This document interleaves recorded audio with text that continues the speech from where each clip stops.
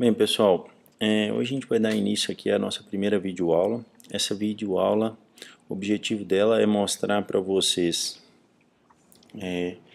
um primeiro contato com algoritmos de ordenação, né? Esse algoritmo de ordenação aqui é um algoritmo bastante simples que eu vou mostrar para vocês e ele servirá de base para vocês resolverem o exercício 1 do trabalho prático 4, né?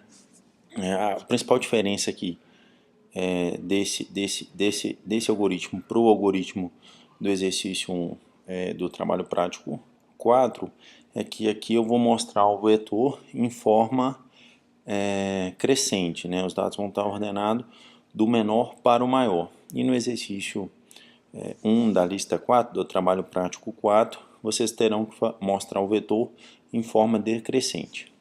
Então vamos lá. Primeira coisa aqui, eu dou um include na biblioteca, né, de entrada e saída de dados. Depois eu tenho um int main. Nesse passo aqui ocorre a declaração do vetor. Então eu estou declarando um vetor inteiro de 10 posições.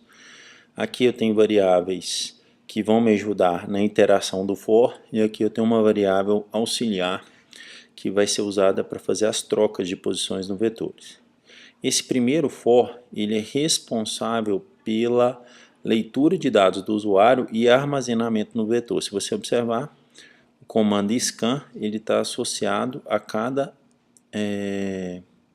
posição do vetor, né? Então eu faço a leitura do vetor nesse primeiro for. Esse segundo for ele já serve para fazer a ordenação. Então, como é que funciona a ordenação? Antes de explicar no for, o que eu vou explicar para vocês? O que esse for está fazendo em linhas gerais, antes da gente detalhar o for. Na verdade, eu estou usando o for para encontrar o maior valor, né, que está armazenado no vetor, e quando eu encontro esse maior valor, eu coloco esse maior valor na última posição. Aí depois eu vou encontrar o segundo maior valor. E aí eu coloco esse segundo maior valor na penúltima posição do vetor. E assim por diante, eu vou encontrar o terceiro maior valor e vou colocar na antepenúltima posição do vetor. Então vamos lá, esse primeiro for, né, inicialmente na primeira iteração o i é igual a 0, né, então eu testo a condição se 0 é menor que 10 então eu passo para o segundo for. Aqui no segundo for eu tenho j valendo 0, que é a inicialização. Eu faço a inicialização, testo se 0 é menor do que 9, isso é verdade. E aí eu vou para o if. O que o if faz? Ele pega o elemento que está na primeira posição do vetor e compara com o elemento que está na segunda posição do vetor. Se o elemento que está na primeira posição do vetor for maior do que o elemento que está na segunda posição do vetor, ele faz uma troca, que é passar o maior elemento para a segunda posição, e esse código aqui embaixo é responsável por isso. Esse código faz a troca. Na segunda iteração, o j passa a valer 1, né? Então eu vou entrar para dentro do if, o if faz o teste se o elemento que está na segunda posição do vetor, ele é maior do que o elemento que está na terceira posição do vetor. Se isso for verdade, ele faz a troca.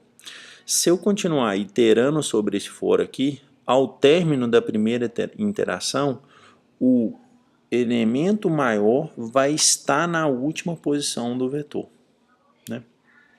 Depois que eu faço isso, eu tenho que encontrar agora o segundo maior elemento. Então eu vou sair desse for, o i passa a valer 1, e aí eu entro no for de novo, em que j é igual a 0, 0 é menor que 9, então isso é verdade, a condição é verdadeira, então eu executo o if. Aí eu vou fazer o mesmo teste, eu vou testar se o elemento que está na primeira posição é maior do que o elemento que está na segunda posição. Se isso for verdade, eu faço a troca. Na segunda iteração do for, eu testo se o elemento que está na segunda posição é maior do que o elemento que está na terceira posição. Se isso for verdade, eu troco. Se caso contrário, eu não faço a troca. Depois eu testo se o elemento que está na terceira posição é maior do que o que está na quarta. Se o que está na quarta é maior do que o que está na quinta. Se o que está na quinta é maior do que o que está na sexta. e se o que está na sexta é maior do que o que está na sétima, e assim por diante até chegar no final da interação. Dessa forma, eu vou colocar o segundo maior elemento na penúltima posição. Eu faço o mesmo procedimento para o terceiro maior elemento. Ao término da execução desse for, o vetor vai estar ordenado na forma crescente.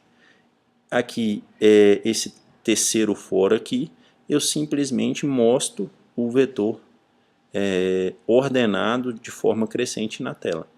Então é isso, pessoal.